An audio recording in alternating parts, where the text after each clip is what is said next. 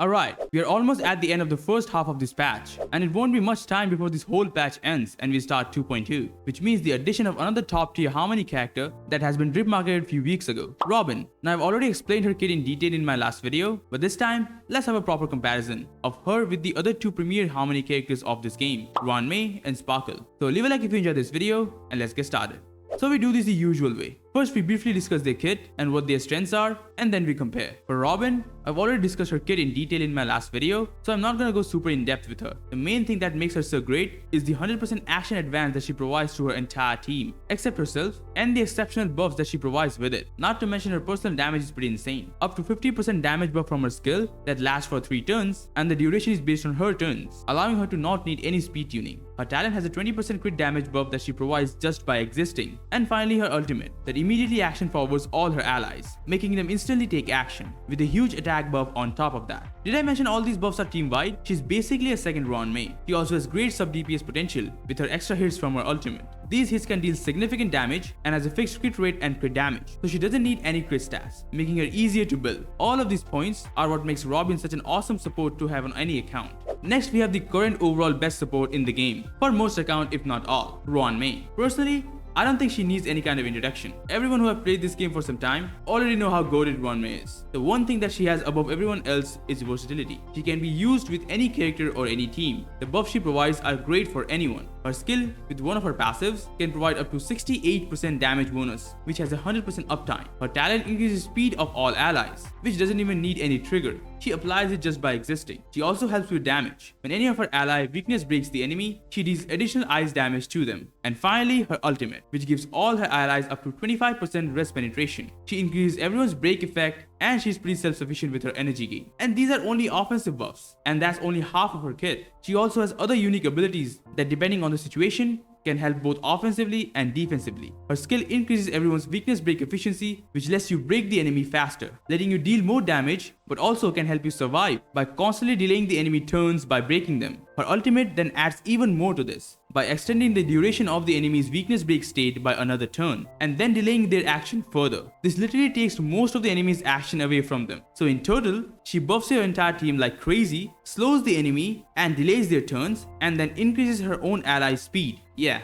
that's what I call a top tier support. And then we have Sparkle. Well, personally, she is totally different from both Ruan Mei and Robin, as she is a single target hyper carry support. But since we are comparing Harmony characters, well, I left her out. Sparkle for me is a combination of Bronya and Hanya. She has the outstanding single target damage buffs and the action advance like Bronya, and she can generate tons of skill points like Hanya. Her skill gives a huge crit damage buff to any ally and advances them forward by 50%, which is pretty much a turn right after her if you give her 160 speed. Her talent increases the total skill point cap to 7, and whenever any of her ally uses a skill point, she increases their damage. Then her ultimate instantly recovers 4 skill points for her whole team, and also increases the damage buff she gives her allies from her talent. This ultimate also has a really low energy cost, which mostly allows her to get her ultimate back every 2 to 3 turns, and recovering 4 skill points every 2 to 3 turns is kinda busted. There's also her passive that makes it so her buffs from her skill last till the start of the target's next turn, making her viable for any type of follow-up attack teams. All in all, she's a great hyper carry support. The only thing that separates her from the other two is the fact that she can only buff one ally at a time. But then again,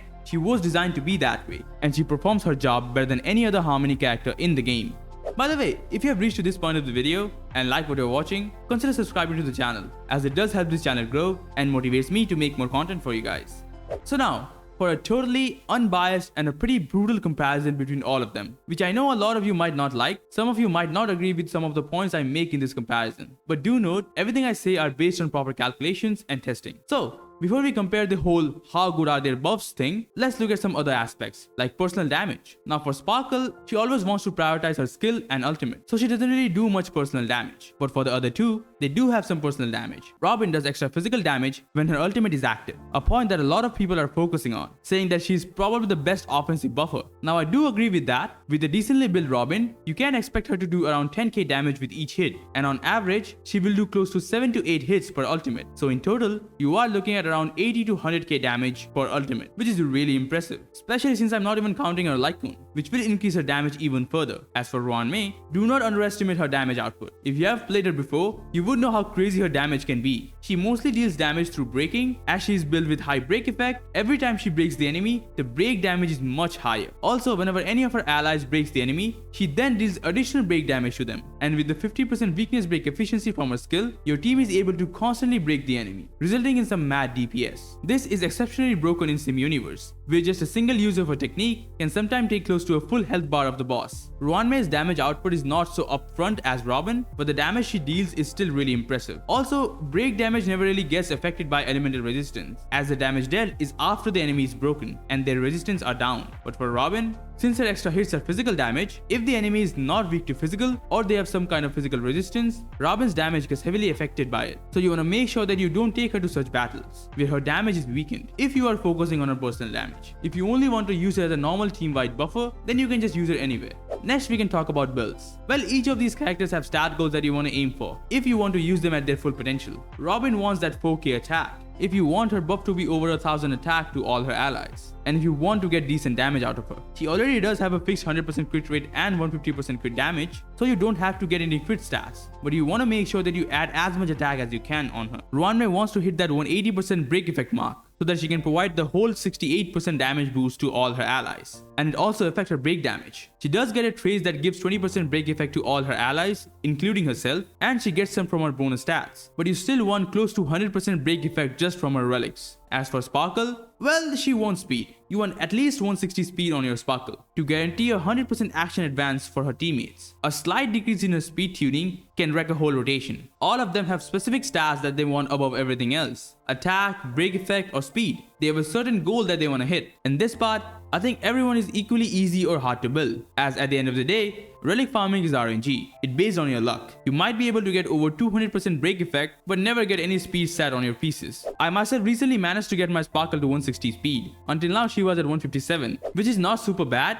But sometimes in those tight rotations, there were times when my Lune wasn't able to take the turn instantly. So it's all about where your luck gets you. And finally, their overall buffing capabilities. Now, instead of talking to you guys about it, let me just show you some charts that will be easier to understand. Here are two charts showing the total damage difference between each of their buffs. The target I use is Physical MC, as it doesn't really have any self buffs in his kit. Here you can see, in dual DPS teams, Robin is obviously better than the rest too. Sparkle is obviously not meant to be played in such teams, but she is still holding on pretty well. As for hypercarry teams, Sparkle just take a leap ahead of everyone else. Her damage buffs are 20 to 30% better than both Robin and Ruan Mei, but Robin is mostly similar to Ruan Mei. So for those two, you guys might be thinking that Robin beats Ruan Mei in both situations, but this is still a chart for crit based DPS. What about DOT teams? Well, here you can see a real difference. Dot damage does not crit, so a lot of extra buffs becomes useless for the other two supports, like the extra crit damage buff that both Robin and Sparkle provides. Robin does comes close because of the huge attack buff that she gives with her ultimate, and we know Dot scales really well with attack. Each and every one of these supports have their ups and downs, and all have their preferred places that they want to be used in. Like crit based dual DPS teams wants Robin,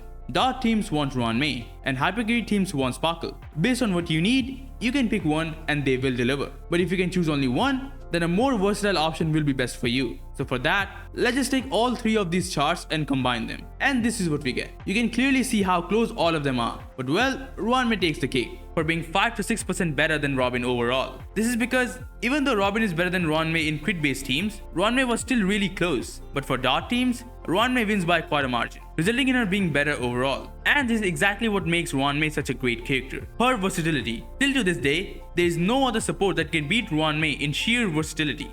And that's all I have to say about these three ladies here. Regardless of what I say, all of them are goated. We all know how many characters in Star Rail are just absurdly broken. I personally think any account should eventually get every single one of these characters, but well, not everyone can do that. So Ruan Mei is the one character that can work well in every situation. Of course, Robin is still not out yet, and these are just my thoughts. And a lot of you guys seems to share the same sentiment. But if any of you have any counter arguments to anything I said in the video, or just want to share your own thoughts, leave them in the comments. Thank you very much for watching this video, and I'll see you guys in the next one.